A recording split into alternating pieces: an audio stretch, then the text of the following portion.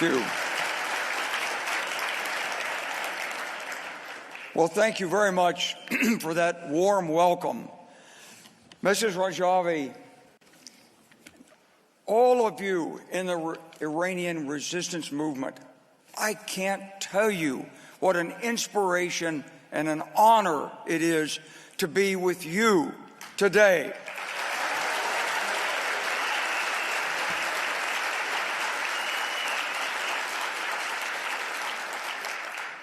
You're giving your commitments, your funding, and risking your lives on the outside on behalf of the millions of Iranians still in Iran who thirst for freedom.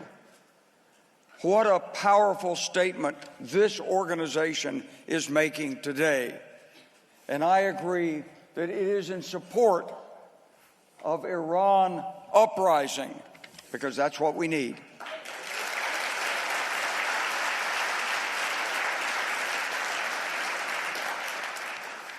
And I'm very honored to be here with my friends on the front row, Senator Brownback, Senator Torricelli, Governor Ambassador Gary Locke. Thank you.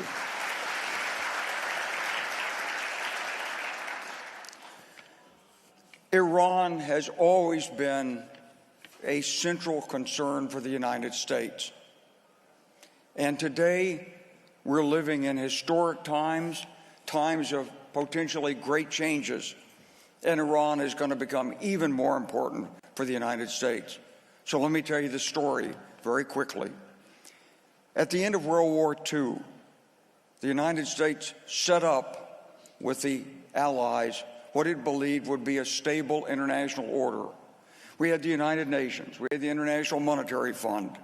We even considered giving our nuclear weapons to the United Nations.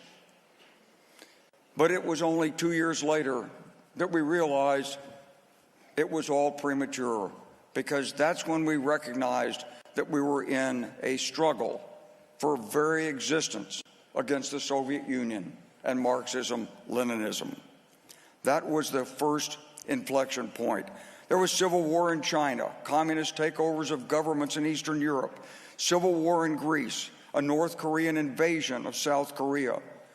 We formed NATO. The Middle East and South Asia were roiled by conflict and change. Israel fought its neighbors. Monarchies struggled in the Gulf. And the Pahlavi family was there in Iran. The Soviet Union began its long campaign to create and foster terrorism against the West in Europe and the Middle East.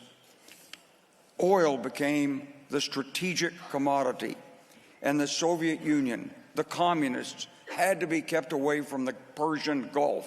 They had to be. Well, it was Britain's job first, but Britain pulled back in 1971. And then the United States relied on the two pillars, Saudi Arabia and Iran.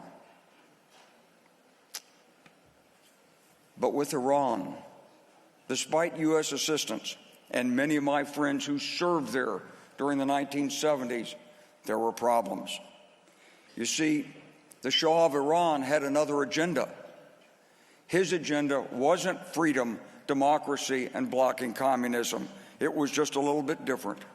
He sought empire, personal aggrandizement. He took the lead within the newly formed Organization of Petroleum Exporting Countries, OPEC. He pressed for continuing hikes in the price of oil. He used that money in his thirst for modern weaponry from the United States, like the F-14 fighters. He envisioned a defense budget and forces in excess not only of what he could afford, but what was actually required. It seemed that each year he pressed for higher oil prices, more weapons, and at home, greater repression as he diverted critically needed resources to plans for possible aggression against his neighbors in the Gulf. By 1977-78, the Shah's megalomania, repressive policies at home, and erratic foreign policies convinced the U.S. government to pull back its support. And in the face of rising popular Iranian discontent, a U.S. general was actually sent to encourage the U.S.-backed Iranian military to remain non-political. There was hope for a democratic transition in Iran, and then it all collapsed as a radical cleric returned from France, seized control with a fundamentalist agenda, and for the past 44 years has waged a strongly anti-American campaign for regional hegemony built on tyrannical repression at home and terrorism abroad. That's got to end. That has to be ended. For the people of Iran, who long for freedom and democratic rule, there's been no relief.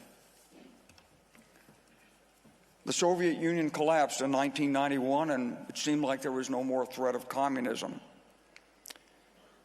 The U.S. emerged as a sole superpower.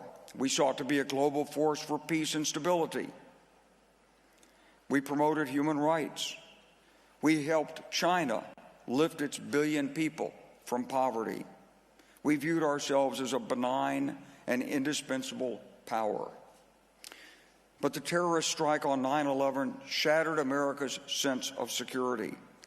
We struck back at Afghanistan and then at Iraq as a mistake. We didn't appreciate that it was actually Iraq which had helped keep Iran's terrorist hegemonial aspirations in check, and that it was actually the Ayatollahs in Iran that were the real enemy.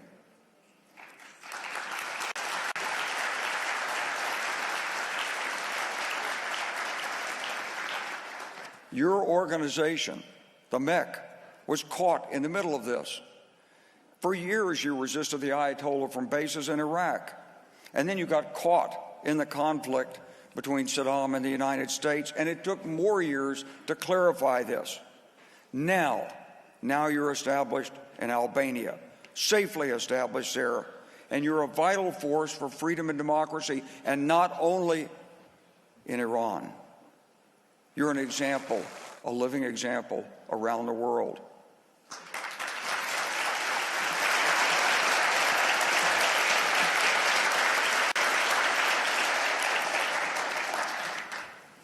But now, some 20 years after the United States struck at Saddam, we in the United States are facing new challenges. The emergence of near-peer competitors, China and Russia, challenging U.S. leadership and the very principles of democracy and self-rule, which you are struggling for. You see, we did a great job at promoting and extolling democracy, we in the United States. Now, we didn't always succeed in helping people. We haven't succeeded in helping you enough yet, in my view.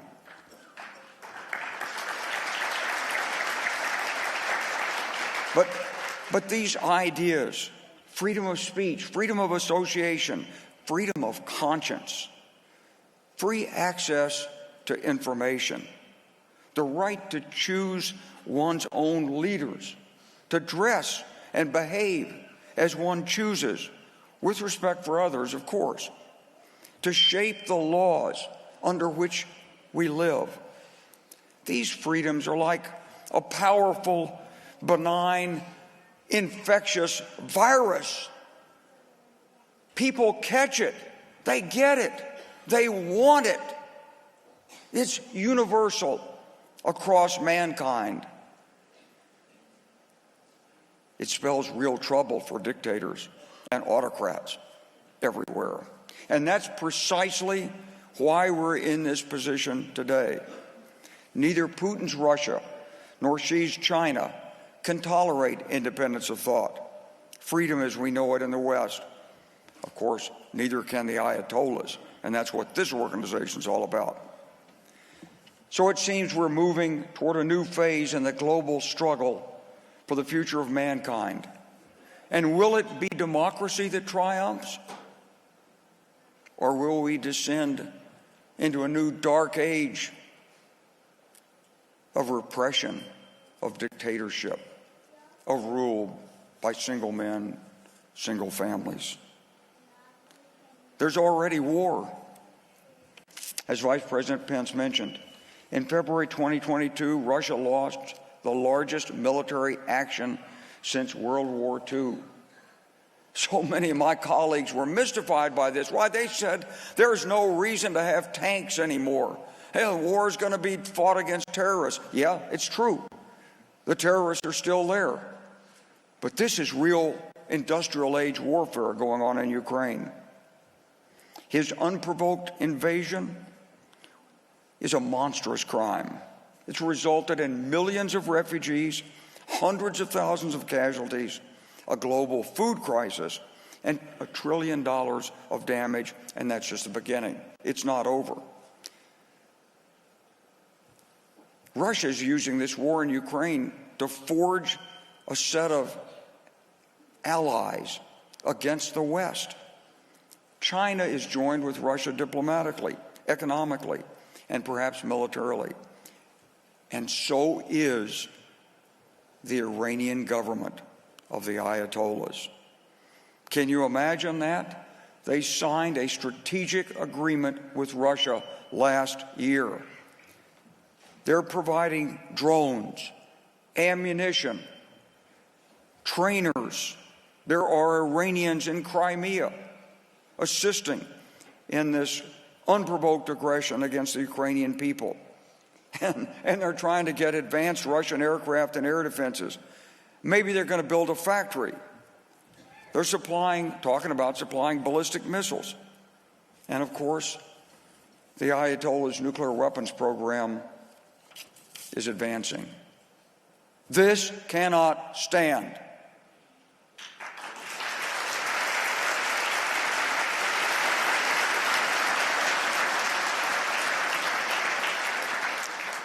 Now, it's true, the United States did try to regain or to gain Iran's commitment to this joint comprehensive program of action that would rein in the nuclear program.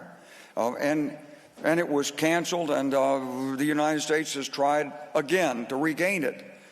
That's unsuccessful. I think it's essentially dead. And with it, I believe, is dying the policy of accommodating the Ayatollah's regime.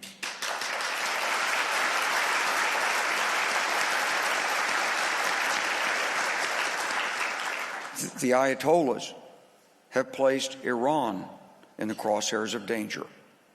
The U.S. tightening sanctions, overwatching, Israel confronting the grim reality of a strike on Iran's nuclear assets.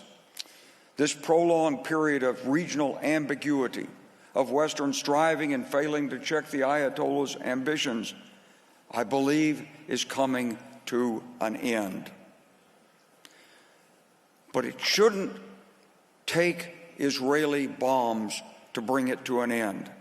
That's the wrong way. The right way is the people of Iran standing up.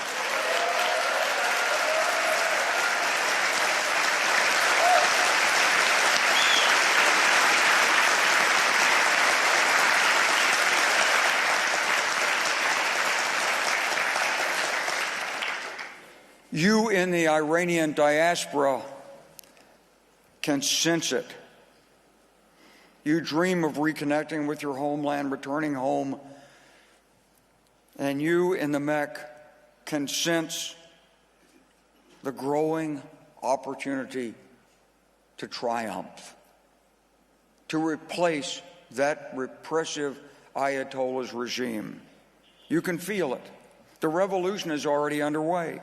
Step by step, with popular protests growing, determined, a popular democratic secular program announced and offered in 100 different channels by Mrs. Rajavi, courageous student leaders who are challenging the powers of repression today, just as they did 50 years ago under the Shah. Yes, it seems inexorable now. The Ayatollahs will pass. And this transformation of Iran is sparked by and built upon the greatest revolution of the 21st century, the power, the leadership, the courage, the wisdom of women.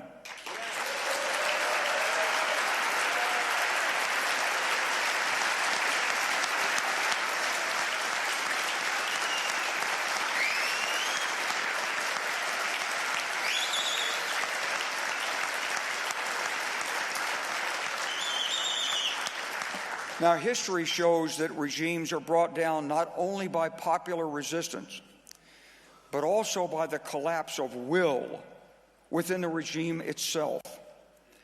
These demonstrations are so powerful, and they're growing, and surely the families, the relatives, the fathers, the mothers, the children of those people working for the regime, they must see the injustice. They must see the immorality. They must see the futility of going against the Iranian people's quest for a true democracy. Won't they persuade their husbands, sons, and fathers to show courage, to withdraw their support, their tolerance for this corrupt regime? They should rip off their uniforms and rally with the people, shouldn't they?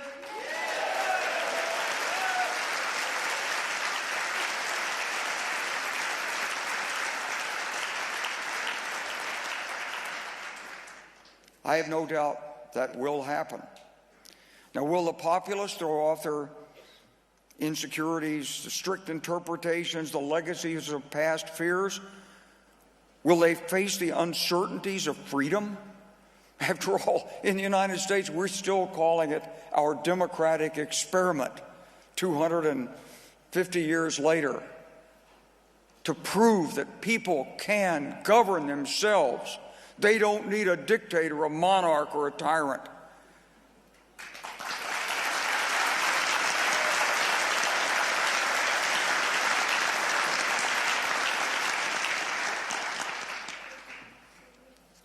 You must take the lead in this. We don't know what's to come. Is it just a popular upheaval? Will the Ayatollahs and autocrats flee to Russia like they did in Ukraine in 2014? Or will there be a civil war, wreaking destruction and adding to the human misery? We just don't know. But we can only believe that this organization is at the very heart of Iran's future. Your decades of resistance, sacrifice, steadfast determination, courage, persistence, I think it's unique in scale in modern times. There's never been anything like this in our understanding of modern human history.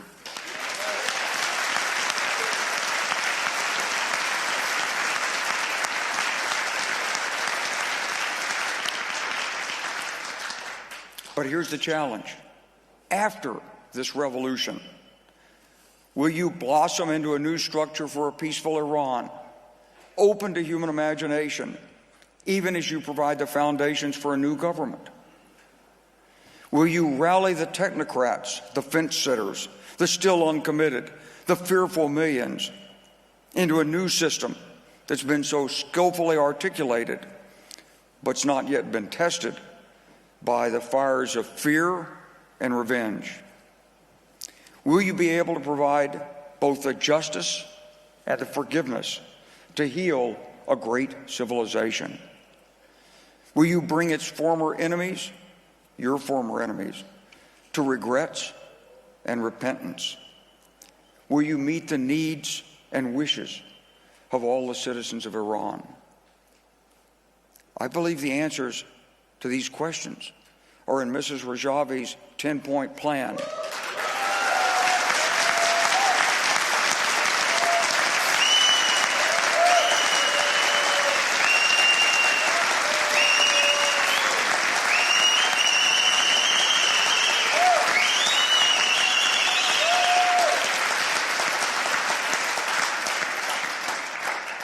Last summer, I visited Ashraf. I met with regime survivors, members of the resistance. These are strong, smart people, full of fight, determination. They've overcome so much. They shared their stories with me. They showed me the pictures. I got to see some of the atrocities on a level I wasn't expecting, honestly. It's one of the most moving experiences of my life. And I just wish that every leader in the U.S. government, I wish every American could have that experience to feel what has happened in Iran under the regime of the Ayatollahs. Believe me, If every American saw this and felt this, that regime wouldn't last another 10 minutes.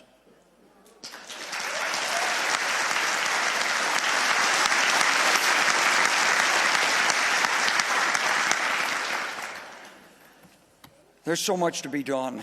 And even as this revolution emerges from the protests, you've got such major work. And there'll be crises, there'll be conflict. You'll be called on in ways you can't foresee right now. You've got to have courage, perseverance, wisdom. You've got to deal with these challenges the right way. But you're driving toward a glorious vision, a new Iran, embraced by the world, a full and leading member of the region, with acceptance and leadership in international institutions, working together in harmony with neighboring states, living, embodying the universal values of freedom, respect, security, prosperity for all. And as you strive for this, you're also helping all of us in this great challenge. Because as humankind chooses between democracy and autocracy, between repression and freedom, you are leading the way. We thank you, we salute you, and I just want to say that surely, after your decades of struggle and sacrifice for the heart and soul of Iran, the best is yet to come. Thank you.